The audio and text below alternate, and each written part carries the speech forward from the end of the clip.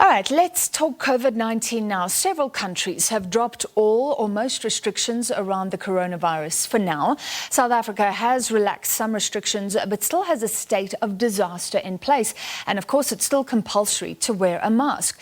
In light of very low COVID-19 cases and deaths, health experts have been calling for face masks and other COVID-19 restrictions to be dropped. So is it time to discuss? We're joined by Professor Salim Abdool Karim, who is the Director of CAPRISA and the former head of the Ministerial Advisory Committee on COVID-19. Professor, thank you for being with us, as always. The other day, the death toll from COVID-19 was zero. So surely it's time, it's long overdue, perhaps, to drop masks. Good evening. It's great to be here. Just to say that we are in a different situation today than we were 2 years ago when we had our first case, because we had a high level of uncertainty. What we now understand is that the epidemic in South Africa and in many other countries is very cyclical. It occurs in waves. And in between the waves, we have about a 3-month period of low transmission. We're not sure exactly why we have it. We think it might be related to past immunity, but we do have, and we've had it consistently between all of the waves. So if that trend continues, we can expect that we will have 3 months of very low transmission. So that's a good time in which to lower and ease some of our restrictions, because the risk that we carry is much lower. It's not simply a matter of deaths. It's not simply a matter of cases. It's also a matter of knowing when we are likely to see an upswing so we can adjust our restrictions. But for right now, we are in a good position to ease some of our restrictions. Yeah.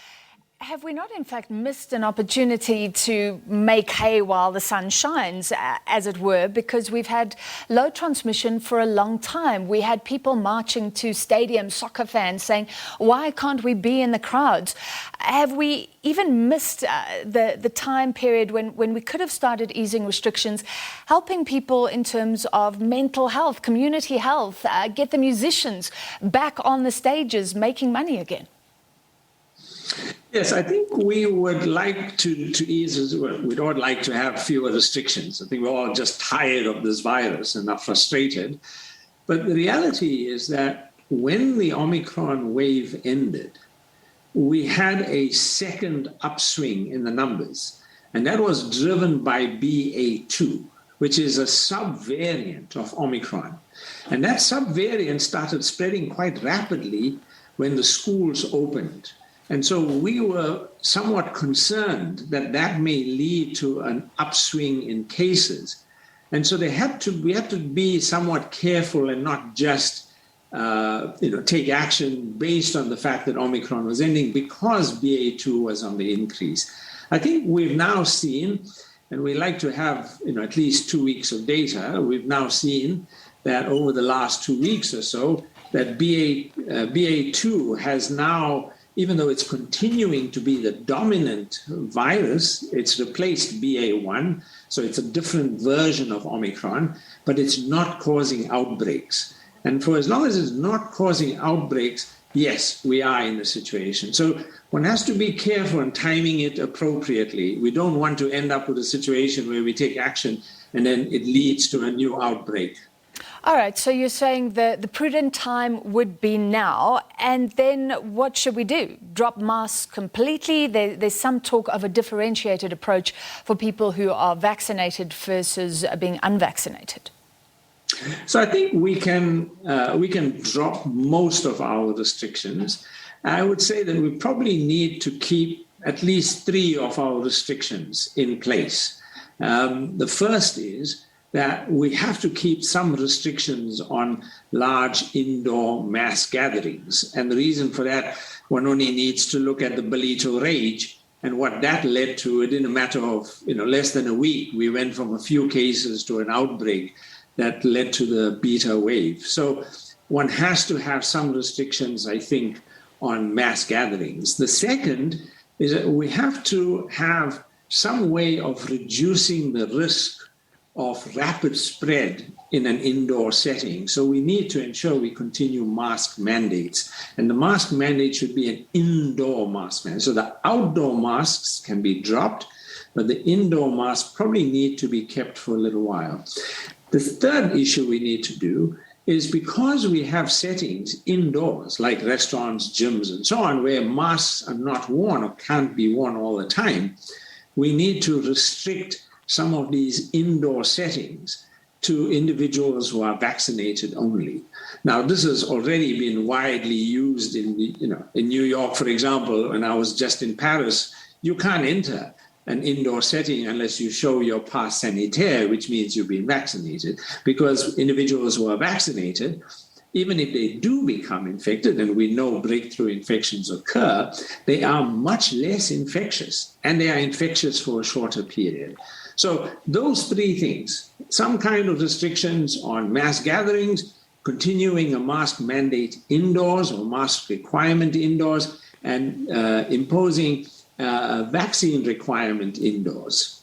Professor, I'm vaccinated, but in tribute to the people who've chosen to be unvaccinated, you're talking about the differentiated approach. It's being used around the world, but I don't often hear the statistical basis for that. So you're saying vaccinated people are more contagious, more likely to spread. Does that affect me if I'm vaccinated? Statistically, how much more of a threat are you to other people if you are unvaccinated versus vaccinated? And I think it's also important in terms of mandatory vaccinations at workplaces. I don't often hear the rational basis below that. Well, the data are now becoming much clearer. So we've had data that became available last year from Israel. But the most recent data that was published in the New England Journal of Medicine 2 weeks ago comes from a follow-up study of 150,000 contacts. What they did was they followed contacts of individuals who got infected, and about half of them were vaccinated and the other half were not vaccinated. So when you look at those two groups, vaccinated people have a 68% lower chance of infecting a household contact, or for that matter, infecting a contact at work. So there's a significant benefit to being vaccinated, even if you get infected. And so that's the reason why it becomes important to use vaccines as a key part of our strategy to control the spread of the virus. All right, thank you. That's the first time I've actually heard some of the latest stats. So in South Africa, there's clearly still vaccine hesitancy. It seems like it's a pipe dream to get to 75% vaccinated or somewhere around there. But I think we've spoken before about the natural immunity that researchers have picked up. The question is always, how long will that last compared to the vaccine immunity? I mean, is there still a reasonable basis here for a huge push to get people vaccinated? So some people ask me, I've had COVID-19. Do I need to be vaccinated?